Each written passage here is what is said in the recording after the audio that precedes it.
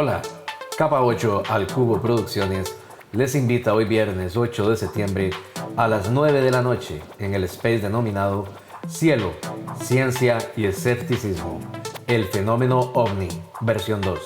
Los esperamos. Muchas gracias a los que se pudieron conectar. ¿Me escuchan? ¿Sí me escuchan bien? Estuvimos la vez pasada problemas de retorno. ¿Estamos bien? Sí. Ok.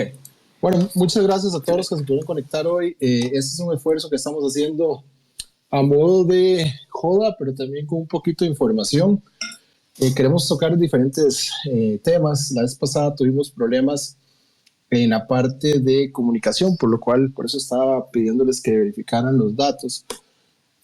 Somos compas de Twitter que queremos hablar de diferentes temas. El tema que tenemos hoy, como lo decía la entrada, es sobre ovnis. Vamos a poner 3 planos diferentes de puntos de vista. En un punto de vista vamos a hablar de la gente que más cree, otro desde el punto de vista físico, de las modificaciones que hay en los espacios, y también, ok, y ¿cómo se llama? También sobre lo que es la gente que es escéptica. Entonces vamos a empezar de una vez. Bueno, vamos a hablar sobre la historia. Efra, si querés empezar vos, por favor.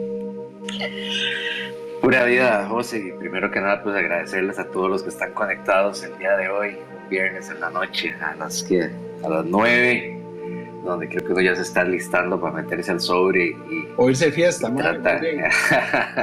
o irse de fiesta, pero bueno, al final nosotros 3 decidimos hacer algo diferente fuera de nuestras profesiones y como bien decía José, hace 8 días tuvimos un problema técnico, así como haciéndole honor al nombre que es Capa 8 al Cubo, válgame Dios. Pero bueno, entrémosle, vean, mi posición es básicamente completamente más fanática, ¿verdad? En el tema de ovnis. Desde tiempos inmemoriales, vamos a ver, la humanidad siempre ha observado hacia el cielo, no solamente pues para admirar la belleza del cielo, de las estrellas, sino pues para tratar de descifrar fenómenos que en ese momento y que al día de hoy son inexplicables. Así que el fenómeno ovni, digamos el objeto voladores no identificados, han sido parte de nuestra historia mucho antes de que tuvieran ese nombre. Si arrancamos por allá de la época rupestre, de los antepasados del Homo sapiens, hay vestigios en las cuevas de pinturas rupestres dando testimonio de esos eventos que esos ancestros vieron en su momento. Por ejemplo, en lugares como Valcamónica en Italia se han encontrado dibujos de figuras con trajes y cascos con objetos en el cielo que prácticamente recuerdan a representaciones modernas de astronautas y naves espaciales. O sea, estamos hablando de... si nos movemos un poquito más hacia adelante, en la época de Egipto, hay textos de Egipto que mencionan círculos de fuego en el cielo y estrellas que giraban. Entonces uno se pregunta, ¿acaso los egipcios presenciaron fenómenos aéreos inexplicables? Por ejemplo, en 1925 el arqueólogo Howard Carter fue el arqueólogo que descubrió la tumba de Tutankamón, ¿verdad? Él encontró 2 dagas, una de hierro y una con una lámina de oro dentro de la envoltura de la momia de Tutankamón. Para los arqueólogos y los científicos, la de hierro siempre fue, digamos, un gran misterio porque la herrería como tal no estaba extendida en el antiguo Egipto y la misma no se oxidó a través de los milenios. Investigadores italianos y egipcios hicieron análisis del metal de esa daga con un espectrómetro de fluorescencia y rayos X para determinar su composición química y encontraron una gran sorpresa. O sea, el contenido de esta daga tenía níquel y la presencia de cobalto que sugiere fuertemente un origen extraterrestre, ¿verdad? El tema del cobalto, pues en las cantidades que se tenían para esas épocas, evidentemente no indicaba que hubiese sido completamente extraído, moldeado y terminado en una daga por los antiguos egipcios. Esto es una investigación publicada en la revista Meteoritics en Planetary Science de la BBC en 2016. Fue forjado en otro lugar a partir de meteoritos o bien fue forjada fuera de la Tierra. Bueno, eso es algo que todavía queda en el aire. Si nos movemos un poquito más, ¿ah? Efra, y es algo muy importante lo que estás diciendo, porque hay varios objetos que se han encontrado a través de la historia, que va a ser otro programa que vamos a hacer, que están fuera de tiempo, ¿verdad? O sea, no hay una explicación científica que pueda dar respaldo de que esos objetos o ese tipo de materiales estuvieran en ese momento de la historia, ¿verdad? Que es algo que vamos a ver en otro tema, que en realidad todos estos tipos de temas tienen una relación, ¿verdad? A futuro lo vamos a hablar, pero sí es bastante interesante. Seguir, profesor. Sí, no, pura vida, adelante. De todas maneras, recuerden que mi posición es completamente fanática, ¿verdad? De lo que de lo que se lee, de lo que salen, de lo que se documenta, lo que se publica, ¿verdad? Si nos movemos un poco en la historia, estas apariciones se vuelven más detalladas. En la Edad Media, por ejemplo, hay múltiples grabados y pinturas que retratan escenas bíblicas con lo que parecen ser objetos voladores en el fondo. Por ejemplo, en 1561, en Nuremberg, Alemania, hubo una batalla aérea entre objetos en forma de esferas, cilíndricos y cruces. De ahí, este evento fue ampliamente reportado por los medios de la época. O sea, interesantísimo. Cuando nos movemos ya más contemporáneamente al siglo XX, es aquí donde ya el fenómeno extraño en los aires, en los cielos, ya se le termina dando el nombre de OVNI, objeto volador no identificado. Y esto es después de la Segunda Guerra Mundial, donde ya Estados Unidos, como la principal potencia militar que queda posterior a la Segunda Guerra, y mientras se da su proceso ya de reorganización interna, se empieza a dar una serie de eventos, como por ejemplo el 24 de junio de 1947, el piloto Kenneth Arnold vio destellos brillantes y nuevos objetos circulares que surcaban el cielo a gran velocidad y se desplazaban en una alineación escalonada y medían aproximadamente 31 metros de ancho y serpenteaban entre las nubes de una forma, muy seguida, o sea, muy rápida. Esto mientras buscaba los restos de un avión del Cuerpo de Marines que se había estrellado al oeste del monte Rainier en el estado de Washington. Oigan, qué miedo. Luego se da el famoso incidente de Roswell en julio del 47, que yo creo que todos hemos escuchado, ¿verdad? Donde muchos testigos del desierto de Nuevo México aseguran que una nave extraterrestre había caído y la misma había sido retirada por el ejército de los Estados Unidos. Debido a esos acontecimientos, en 1948 se crea el famoso programa, el programa denominado Proyecto Signo o el SIGN Project, para documentar e investigar los ovnis. Más tarde, este proyecto fue conocido como el Proyecto Rush y finalmente se rebautiza como el Proyecto Libro Azul, ¿verdad? Que yo creo que todos en algún momento... Book. Exactamente, el Blue Book. Todos los que en algún momento nos gusta el fenómeno ovni, hemos escuchado del Libro Azul, que viene, básicamente, se rebautiza luego de 2 proyectos. Que tenía 2 objetivos principales. Uno, determinar si esos ovnis representaban una amenaza para la seguridad de los Estados Unidos de América. Y 2, determinar si esos ovnis exhibían información científica única o tecnología avanzada que pudiera contribuir a investigaciones. El Blue Book, o el Proyecto Libro Azul, se terminó en el año 1969 con un total de 12.618 avistamientos, de los cuales el 6%, o sea, 701, permanecieron no identificados.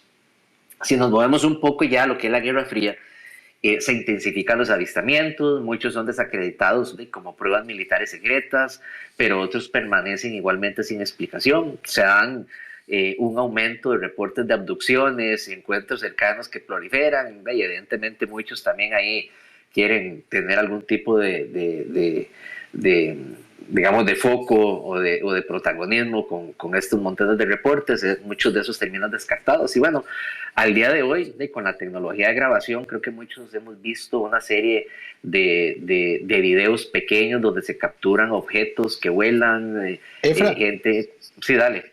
Y algo muy importante que dijiste vos, vean cómo le van cambiando el nombre, ¿verdad? Al fenómeno. Ahorita se llaman UPAC, ¿verdad? Y antes ovnis y UFO. Le van cambiando el nombre para como cambiar el peso a la historia, pero siguen siendo los mismos fenómenos que vimos hace 3.000, 4.000 años, ¿verdad? Correcto, digamos, y tal vez lo más relevante el día de hoy es que no solamente con el tema de la tecnología, donde ya podemos grabar y compartir videos en segundos, sino tal vez lo más relevante, que yo creo que, no sé si ustedes han estado enterados, de recientes desclasificaciones de archivos que son ultra secretos por parte de gobiernos y confirmaciones de objetos aéreos no identificados por pilotos militares, ¿verdad? Sobre todo con el caso de los Estados Unidos. Hace unas semanas en el Senado de los Estados Unidos, el señor David Charles Rush, es un exoficial de inteligencia de las Fuerzas Aéreas estadounidenses, declaró públicamente ante el Senado que el ejército estadounidense podría estar intentando aplicar ingeniería inversa a naves recuperadas de origen desconocido. Hay otro comandante retirado de la Marina de los Estados Unidos, David Fravor, que relató de un encuentro que él tuvo junto con otros pilotos, ¿verdad? Con esos guapos, en el Golfo Pérsico durante la guerra, el Golfo Pérsico en el año 2004, donde dice que estaban sobrevolando un lago y pudieron ver un objeto blanco por la parte baja que se desplazaba a gran velocidad. Actualmente tenemos el caso de don Jaime Maussan, que es un mexicano, un ufólogo completamente de reconocida trayectoria a nivel mundial, que ha vuelto a retomar su protagonismo debido a esas declaraciones de estos exmilitares en el Senado, en el Congreso de los Estados Unidos, ¿verdad? Y que declaró recientemente que llegó el tiempo de reflexionar y cambiar, aceptar los hechos como son. Pero bueno, al final, ¿qué son realmente los ovnis? Visitantes de otras galaxias, fenómenos naturales no comprendidos o simplemente nuestra imaginación jugándonos trucos. Lo que es innegable es que estos avistamientos desde las cavernas hasta nuestros días forman parte de una fascinante historia de la humanidad. Y mientras seguimos buscando respuestas, en nuestra galaxia hay, les voy a dejar un datico, 300.000 millones de sistemas solares. Y en el universo observable, humanamente observable, hay más de 2.000 millones de galaxias. Así que una cosa es cierta, para mí, para todos los fanáticos, no estamos solos en nuestra curiosidad sobre lo que yace más allá de las estrellas. Excelente, excelente. Bueno, yo le agregaría también, Efra, el hecho que pueden ser visitantes de otros planetas, como decís vos, podemos ser nosotros del futuro que venimos a remediar cosas en el pasado, puede ser otra, hay otra teoría, o sea, también está de universos paralelos, que eso también vamos a hablar en otros programas. También está el hecho de que son reflejos de pensamientos, ¿verdad? Lo que son materializaciones de pensamientos de la humanidad. Se sabe lo que es el inconsciente colectivo. Pero sí, muy interesante, Efra. Excelente tema pusiste. Bueno, yo como ingeniero voy a irme por la parte física. ¿Qué modificaciones ocurren cuando hay estos avistamientos, estos fenómenos? Bueno, como ustedes saben, el planeta Tierra casi que se rige siempre por las leyes de Newton, pero estos elementos, esos avistamientos no cumplen con las leyes de la gravedad de Newton, ¿verdad? Por ejemplo, se ven en muchos de los videos donde se han dado mella de lo que pasa, se demuestra que las velocidades de la fuerza G a las cuales son sometidas los cuerpos físicos, tanto la aeronave como los posibles tripulantes, con la electrónica, con el tipo de tecnología que tenemos, la tecnología estructural, los materiales, sería imposible que aguantaran esa fuerza G, se desmantelan. Por ejemplo, en muchos de estos avistamientos, Efra, no sé si lo dijiste vos, pero yo lo voy a agregar, muchos son tierra-aire, otros son agua-aire, ¿verdad? Entonces se ven donde vuelan encima digamos, de la atmósfera y entran directamente al agua y se pierden. Otros salen del agua y van al cielo, otros salen de volcanes, otros entran a volcanes. Esos son temas físicos que no se pueden explicar. También en varias declaraciones, de hecho en la declaración que se hizo en el Senado, se dijo que uno de los testigos había dicho que había entrado una de estas unidades y cuando él la veía adentro el tamaño era de un bus y cuando entraba ellos miden casi todo con temas relacionados con lo que ellos estaban acostumbrados a ver, era adentro como el tamaño de una cancha de fútbol americano. Él sintió que estuvo 5 minutos dentro de la aeronave y cuando salió habían pasado 3-4 horas. José, Dale. Inclusive, digamos, para complementarte, cuando hablabas vos el tema de las leyes, bueno, hay físicas que tenemos, ¿verdad? Que nos ha regido desde históricamente y Einstein y todo lo que ustedes quieran. al final, digamos, uno de los temas que tal vez más se complica con la parte dogmática actual está en el hecho de que para que un objeto pueda inclusive alcanzar la velocidad de la luz, necesita un empuje, ¿verdad? Lo que pasa es que esto va a generar que a mayor velocidad usted mueva una masa, la masa se vuelve más pesada. Entonces, al hacer no es tanto la pesada, masa, gana materia. Es que, bueno, o la materia más pesada, pero requiere entonces también sí, mayor potencia. Entonces, al final eso sí. va a llegar a un punto donde prácticamente es infinito y no se va a poder generar más potencia porque ya la materia como tal es demasiado, digamos, no sé, pesada, por así decirlo. Sí, sí. En ese caso, la teoría de Einstein, que es la energía es igual a la masa por la velocidad la velocidad de la luz al cuadrado, lo que pasa es que el elemento como tal aumenta su materia de forma infinita, por lo cual es una limitante con las leyes físicas reales, ¿verdad? Entonces, eso que decís vos es muy cierto. Y estos objetos rompen esas realidades. Como le estaba diciendo también, está el tema con el que estaba hablando anteriormente, que hay una modificación del espacio-tiempo. En otras ocasiones, muchas personas que han sido abducidas y se le encuentran algunos elementos dentro del cuerpo, indican que viajan grandes distancias, que sienten que estuvieron meses en esa nave y cuando vuelve solo fue una noche, o fueron 2 noches, o fueron 2 días perdidos. También hay unos fenómenos que se dieron en Brasil, que Brasil es uno de los países junto con Chile que más avistamientos hay en Latinoamérica, donde una persona es abducida en el norte de Brasil y aparece en el sur y en cuestión de minutos. Entonces, desde el punto de vista físico, que fue el que estudié para este tema, lo interesante es ver cómo se rompen todas este tipo de reglas físicas, la física clásica de Newton, y ya se abren las paradigmas de la física relativa de Einstein o la teoría de cuerdas, que eso vamos a ver en otros programas más adelante, pero es un fenómeno que nos ha acompañado durante toda la humanidad y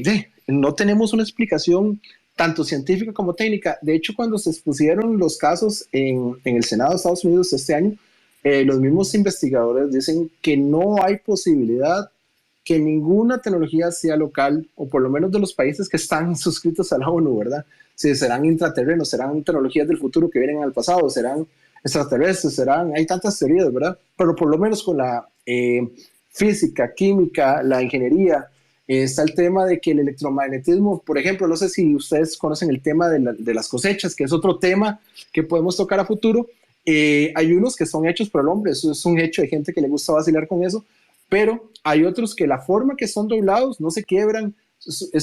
Hay, como decía ahora Efra, hay cierta carga atómica con Geiger, se mide, con los medidores Geiger, se mide que hay una afectación en el espacio y no se explica. Y es un fenómeno que se ha dado durante toda la humanidad. Lo raro es que ahora se está abriendo a la palestra, ¿verdad? ¿Y por qué se están desclasificando ahora los fenómenos, ¿verdad? Que eso es otro tema para otro programa.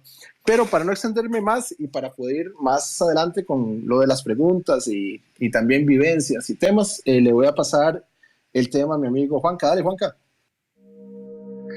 Bueno, muchas gracias, José. Un saludo enorme a las queridas amigos y amigos que nos están escuchando. Yo voy a ofrecer algunos datos, tal vez a la luz de la ciencia, basándome en lo que dijo Efra y en lo que dijiste vos, José, que me parece igual muy relevante. Efra nos decía que desde la prehistoria en el arte tenemos reflejados encuentros extraterrestres, posibles encuentros extraterrestres. Bueno, a mí siempre me ha sorprendido que esas formas, cada vez que se relata que hay un encuentro extraterrestre, son formas humanoides muy parecidas a los cuerpos humanos, pero con cabezas diferentes, a veces con garras o cosas así. Pero a ver, para que una civilización pueda contactarnos, se necesita de electrónica avanzada y las garras serían un impedimento para realizar ese tipo de tecnología. Pero A ver, no quiero que se tome mi postura como totalmente escéptica en un universo de casi 14.000 millones de años luz.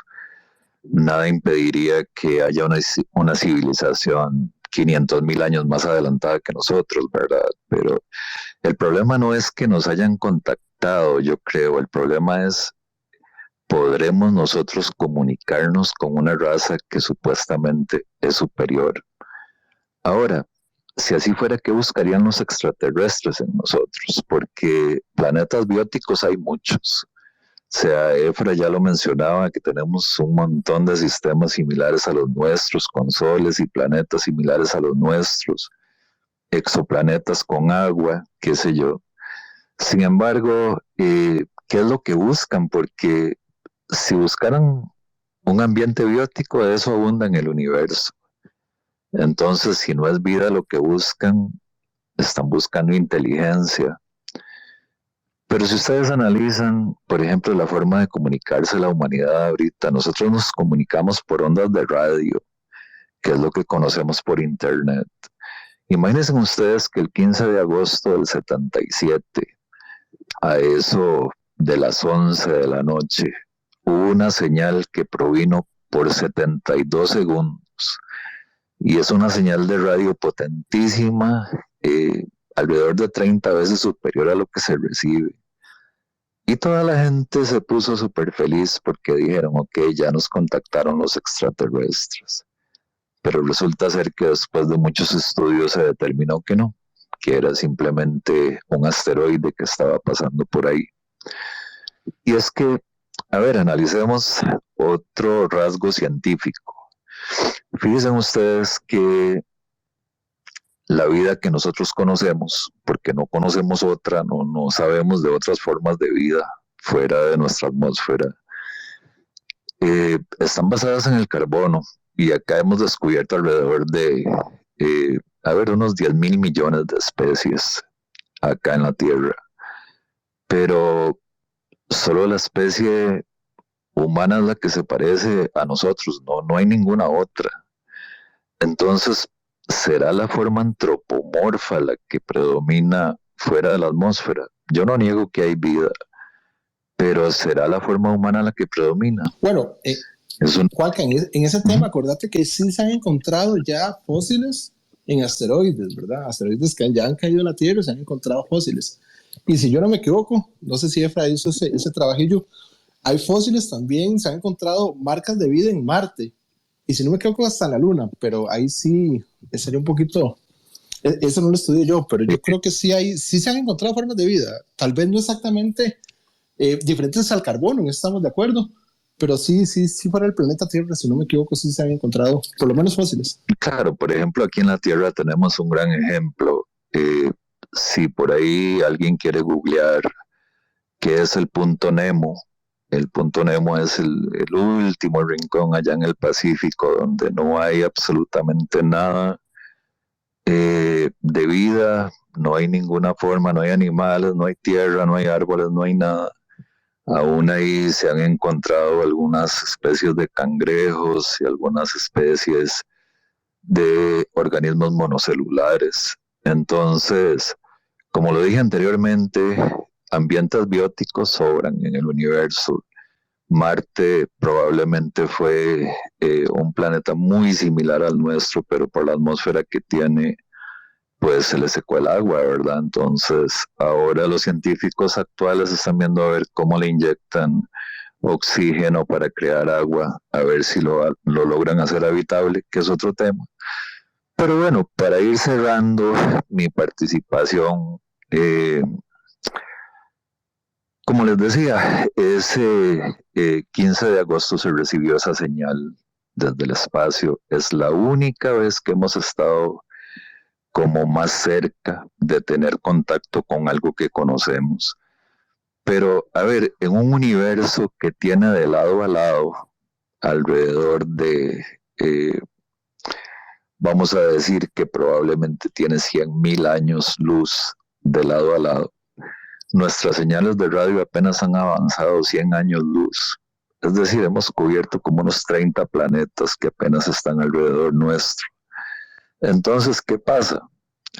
Si nosotros emitimos una señal de radio y alguien está, no sé, a 5.000 años luz, podemos pasar 400 años en contactarlos. Cuando esa señal de radio sea recibida, ya no vamos a estar en el mismo punto en que estábamos, porque el universo se expande a nivel de razón, no de proporción, sino de razón. Bueno, eso es muy bueno, Juanca, porque acordate que Japón estaba esperando una transmisión, si no me equivoco, en las próximas 2 semanas, ¿verdad? Porque ellos sabían, voy a buscar la nota y si no la publico, ellos estaban esperando la transmisión porque ellos en el 70 y algo habían hecho una transmisión y estaban esperando que se devolviera ya con respuesta. Voy a buscar ese dato.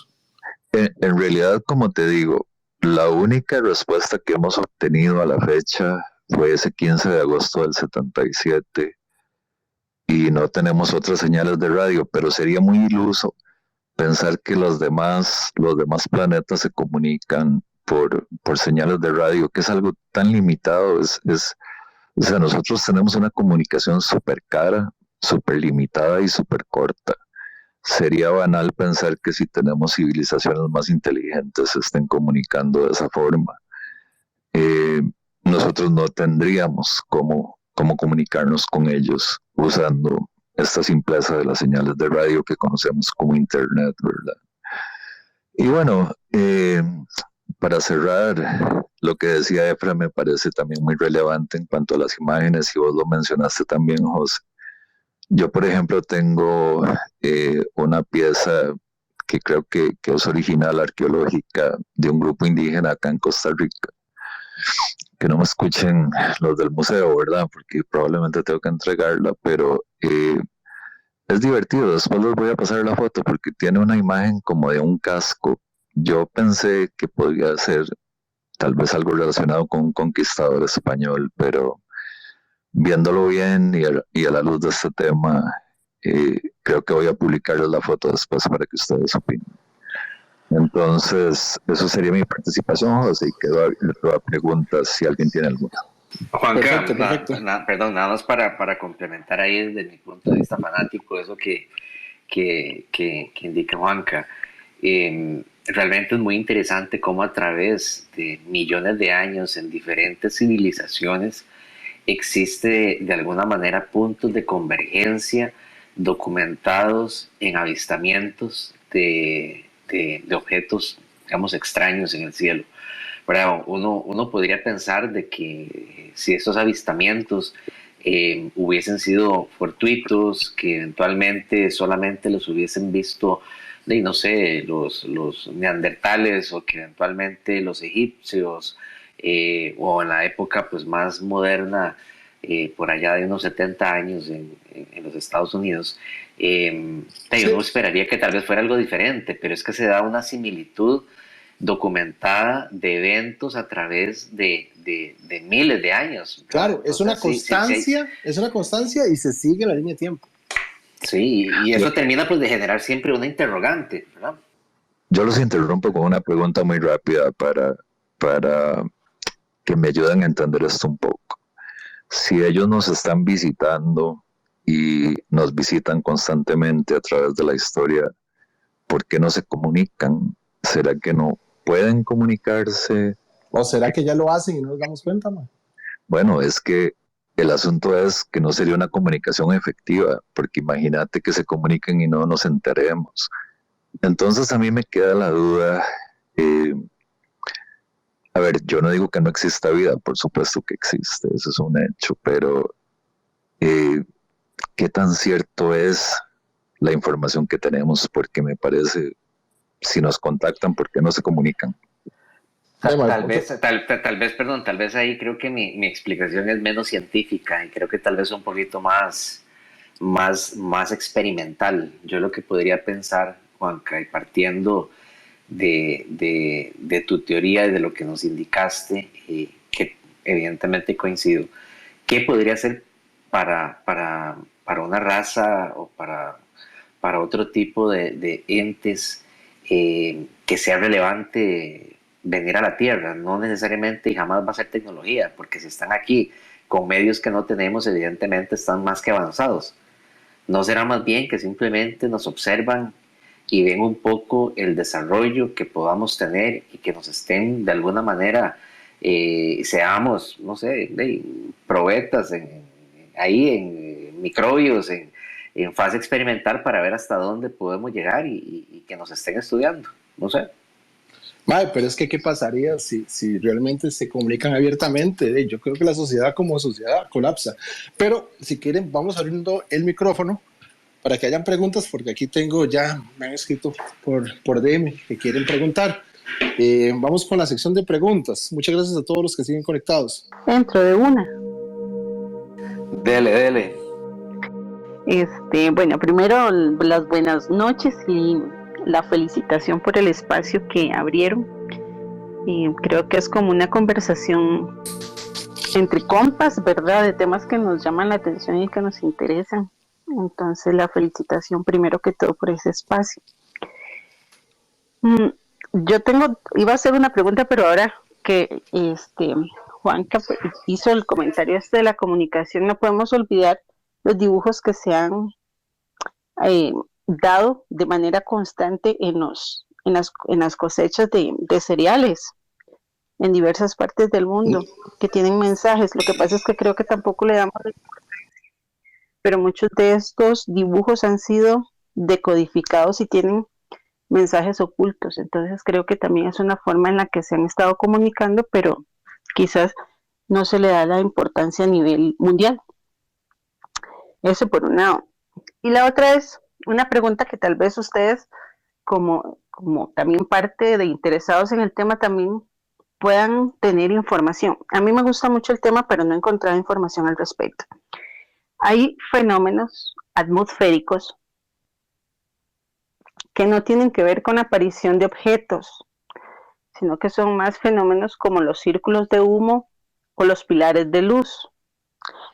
¿Alguno de ustedes ha tenido algún tipo de información, ha visto alguna información del origen de estos fenómenos? Si tienen que ver con algo terrestre, como militar o experimentos científicos, estas manipulaciones que se hacen de la atmósfera, o tienen que ver con algo fuera de nuestro planeta.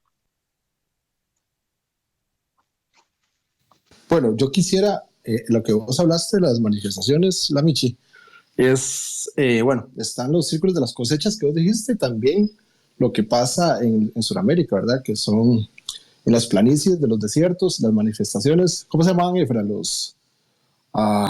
Las de Nazca, ya me acuerdo. Ajá, sí, Nazca en Perú. Nazca en Perú, correcto. Esas manifestaciones se crearon hace, si no me equivoco, más de 1000 años y no hay explicación cómo las hicieron para que se vieran desde arriba.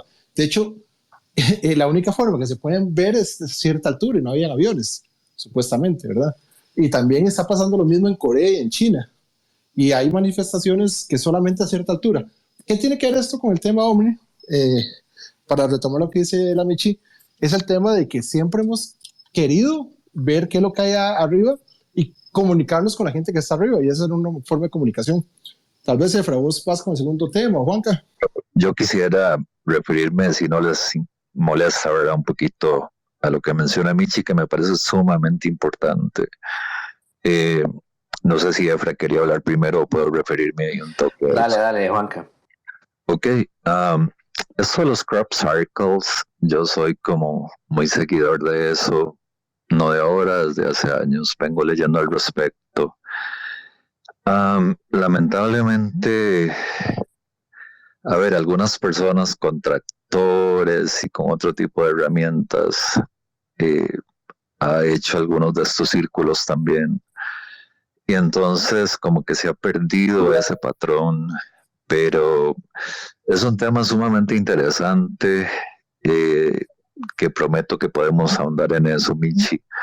Pero sí también yo te invito, puedes googlearlo si quieres, la esfera de Dyson. Yo no estoy seguro si nosotros a nivel de planeta estaremos tratando de implementar esa teoría de la esfera de Dyson, que a mí me parece que de existir vida extraterrestre, justamente eso es lo que tendrían, porque nosotros tenemos que buscar la forma de mantener el calor en el planeta, protegerlo, a pesar de que estamos en una zona súper estratégica entre Júpiter y Saturno y vamos a evitar que nos peguen algunos asteroides. Si tenemos supernovas apuntando hacia la Tierra, y me imagino que parte de la experimentación que mencionas es tratar de construir a futuro una esfera de Dyson. Poder leerlo y prometo pasar información también al respecto. Efra.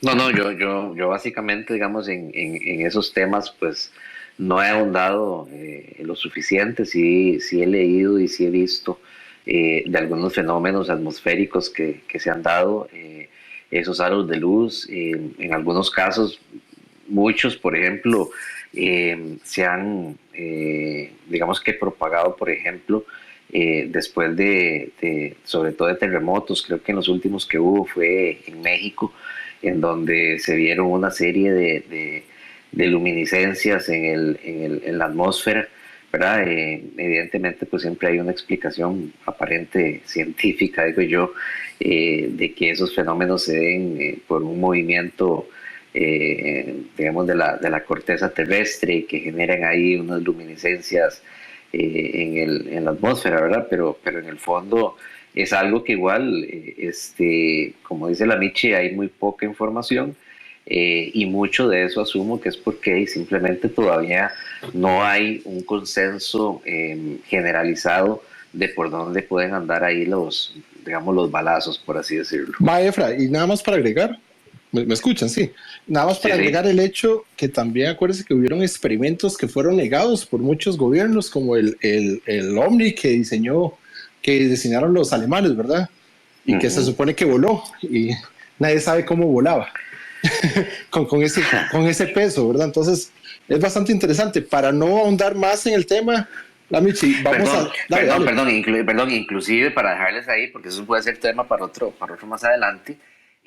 Ahora que tocaste el tema de esos experimentos, en la época moderna, por allá del año 37, cuando el famoso Third Reich asume Alemania con Hitler a la cabeza y con todos el séquito de carajos que tienen ahí, los nazis como tal tenían una serie de elementos también esotéricos que buscaban, ¿verdad? Por ejemplo, está el tema que fue una de las búsquedas de Hitler, que era el Arca de la Alianza, con el fin de tener vida eterna y poder accesar poderes sobrehumanos. Entonces yo creo que entre esa búsqueda loca, posiblemente la construcción de una nave haya tenido alguna base, no sé si será cierta o simplemente fumada para ellos, pero que hayan podido también tener algún tema o algún indicio o alguna evidencia de algo extraterrestre. Perfecto. Vamos a seguir con el micrófono abierto. Roberto, yo sé que quieres hablar, dale. Muy buenas noches. A mí me disculpan por haberme conectado tarde, pero tenía un asunto familiar que atender. Miren, con respecto a esta situación, yo lo que he podido investigar sobre el tema es que inclusive los militares en esta sesión que hablaba yo la sesión pasada, el podcast pasado, era que dentro de lo que los militares hablaban en esta reunión abierta con el Senado americano, era de que ellos habían detectado, y hay videos que se filtraron del Pentágono, que el Pentágono afirmó que eran verídicos los videos, o sea, que no fueron montados por inteligencia artificial u otro montaje que se puede hacer tipo cine, que estos fenómenos aéreos, que ellos llaman WAPs, ahora le cambiaron la denominación al OVNI, ahora en español es FANI, ¿verdad? Fenómenos aéreos no identificados, que tenían, hablaban específicamente de uno que era el tic-tac, que tenía forma de la famosa pastillita de los años, que todavía creo que se venden esos tic-tac todavía, que eran de menta, que no tenía, que no tenía una propulsión como la conocemos nosotros, no se veía, digamos, un chorro de calor de donde estaba el objeto, para que pudiera, digamos, desplazarse y que los movimientos no eran o desafiaban la lógica de la física tal cual la conocemos nosotros, ¿verdad? Porque estaba en velocidad cero, sostenido en un lugar en el espacio, en la Tierra, en el aire, pues, y hacía movimientos hacia abajo, hacia la derecha, hacia la izquierda, y un pronto a otro se despegó hacia la estratosfera y se les fue. ¿Verdad? No lo pudieron seguir. Entonces, dentro de este aspecto sí es muy importante señalar que es muy poco probable, por lo menos desde mi óptica, salvo que ya, que eso también es un secreto a voces, digamos del área 51, de la sección S4, que es una sección que está 3 niveles abajo de donde está el área 51, que el gobierno de Estados Unidos se supone, y sí, eso es lo que está ahorita tratando de dilucidar el Senado americano, es que ellos hayan podido aplicar tecnología inversa a la tecnología que han podido recuperar de naves completas o estrelladas, pero es muy poco probable que hayan podido, digamos, llegarle al hoyo del asunto para poder desarrollar naves que tengan ese tipo de movimientos, ¿verdad? Entonces, sí. Roberto, sobre ese tema que estás hablando de la tecnología inversa, pues está bueno, seguramente vos lo conoces, el ingeniero que se supone que denunció eso y lo borraron totalmente del sistema. Correcto. ¿Verdad? El maje tenía un doctorado en física. Correcto. Tenía como 4 maestrías, que es este mae que hicieron hasta una película, un reportaje fuerte, que es el que está detrás de estos maes, David Icke y todos estos maes que hay ahora. Correcto, ¿no? Efectivamente, inclusive él le dio pie, digamos, él presentó recibos de pago del gobierno de Estados Unidos, en que él demuestra que él trabajó en el área 51, ¿verdad? Y que él en su entrevista, creo que fue en los años 2000, por ahí, o tal vez antes, no recuerdo la fecha exacta, en que él hizo una entrevista con un periodista americano. Él hablaba de que le había puesto nombres a los artefactos, que tenía uno que se llamaba el deportivo, otro el sombrero, otro que tenía un impacto de un misil, que no se sabía si era de entrada o de salida.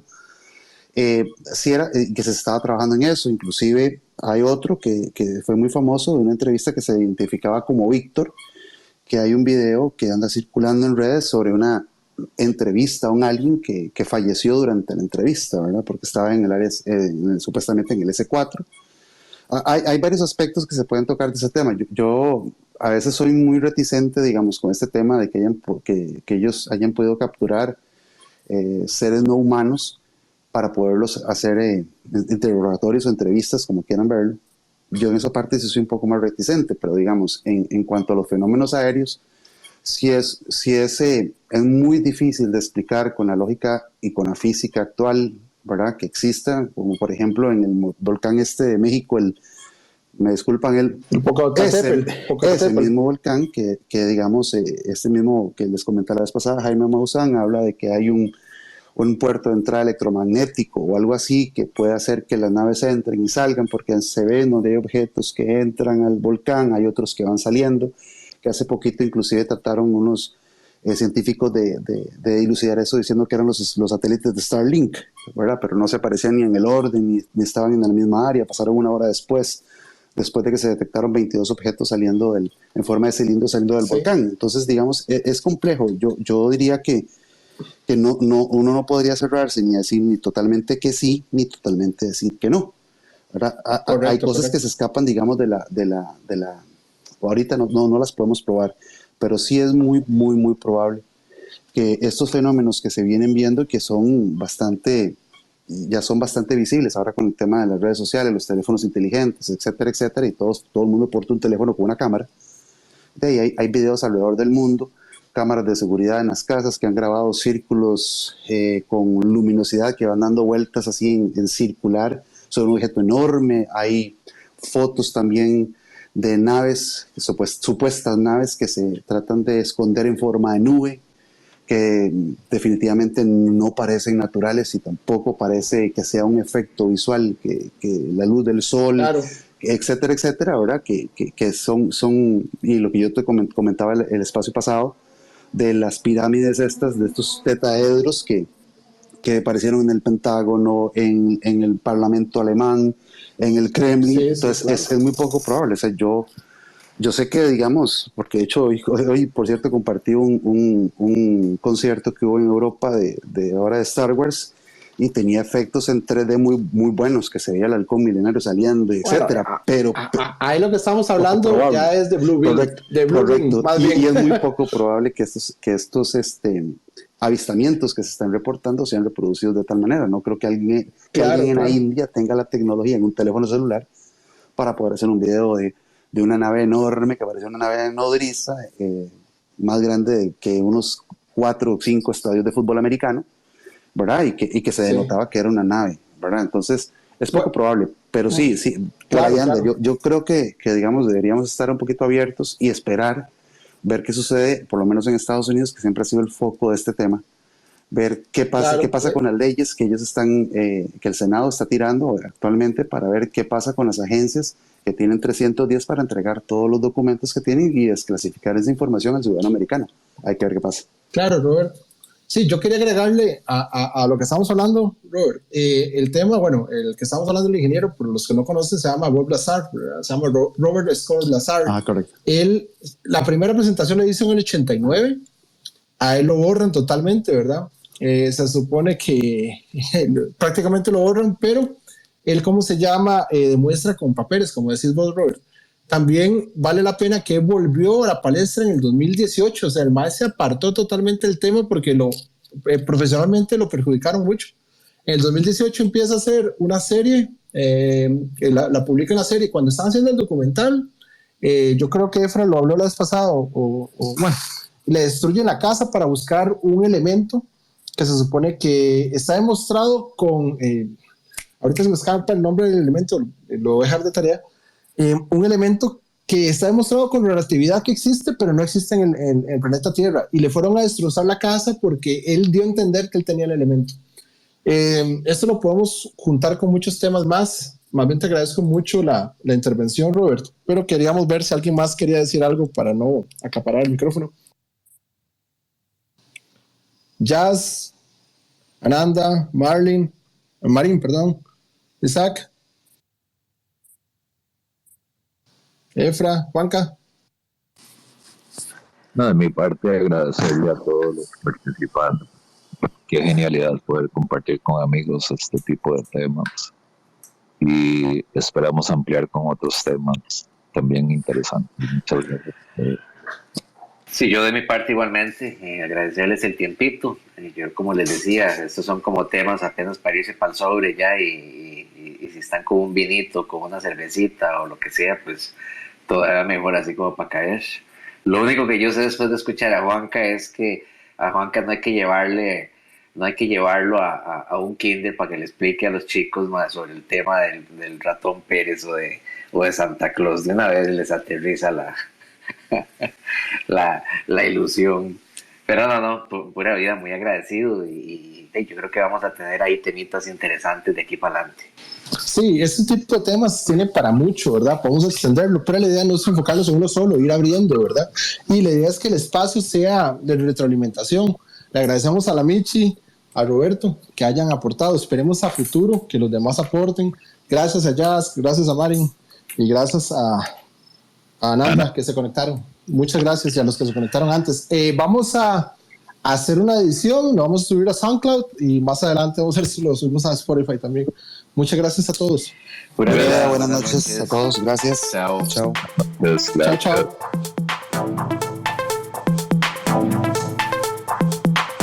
Bueno, muchas gracias por escuchar este podcast. Y recuerden, la sabiduría es el tesoro que siempre podemos seguir buscando. Hasta la próxima entrega, amigos. Sigamos explorando y aprendiendo. Crezcamos juntos. Hasta luego.